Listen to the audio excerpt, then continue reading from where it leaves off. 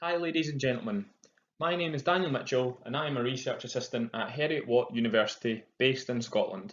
I'd like to welcome everyone to our preview presentation for the IEEE Sensors Conference, which is due to be presented between the 25th and 28th of October in Rotterdam, the Netherlands. Today I am presenting an evaluation of millimeter wave radar sensing for civil infrastructure. This is a collaboration between the Offshore Robotics and Certification of Assets, also known as OrcaHub, Microsense Technologies, the Smart Systems Group, and Heriot-Watt University. The method of radar used within these experiments is a K-band frequency modulated continuous wave FMCW radar. The radar technology is patented and has a series of advantages in many sectors.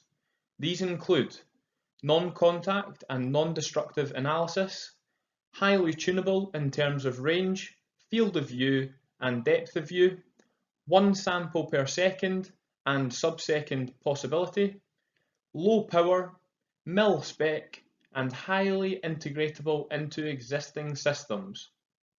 Also suitable for metallic surface or composites, dielectric materials and multi-layer internal material analysis.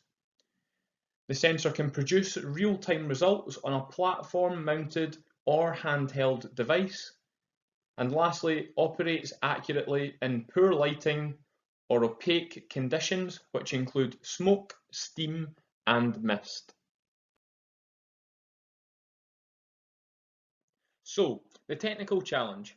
How do we address maintaining a large, complex infrastructure which provides essential services such as energy, transport, water, and waste management? Civil infrastructure requires cyclic integration of design, construction, inspection, repair, maintenance, renewal, and upgrading to ensure safety and meet societal requirements to access resources. Reinforced concrete has many benefits for construction, however, is prone to early deterioration due to the effects of carbonation, which is a reaction with CO2, and chloride polluted concrete, often due to salt. This results in corroded reinforced concrete.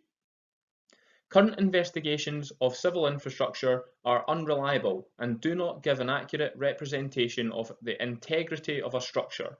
This is due to civil engineers relying on visual inspections and acoustic emissions. Many problems are internal to the structure and do not display visual cracking until a severe amount of deterioration has formed. So, how do we solve the technical issue identified?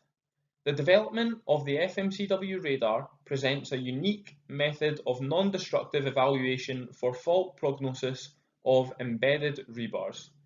This method of sensing has been demonstrated in the following laboratory-based experiments which examine the return signal amplitude received at the radar. The sensing method enables for distinct subsurface material responses and properties which are not visible externally, hence detection of faults within a porous structure. The first experiment conducted included the embedded material analysis in sand. The aim of this experiment was to investigate the return signal amplitude of buried materials within the sand for A, the shape of embedded material, and B, the depth of embedded material.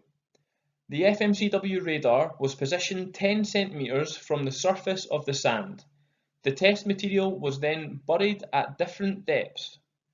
The FMCW radar was then initiated, where the results are displayed in real time for the return signal amplitude. The results display detection of depth and shape of embedded material. The second experiment conducted utilised the embedded material analysis in Darney sandstone. This experiment was conducted to evaluate the use of FMCW radar for detection of rebar within sandstone. The FMCW radar's antenna is positioned 10 centimeters from the surface of the Darney sandstone on the right-hand side of Figure 2. On separate occasions, 3 variables were controlled within the aperture. These were a dulled drill bit, stainless steel ruler, and lastly 3 mils of water ingress. The results of each variable demonstrated a difference in return signal amplitude and phase for each experimental variable.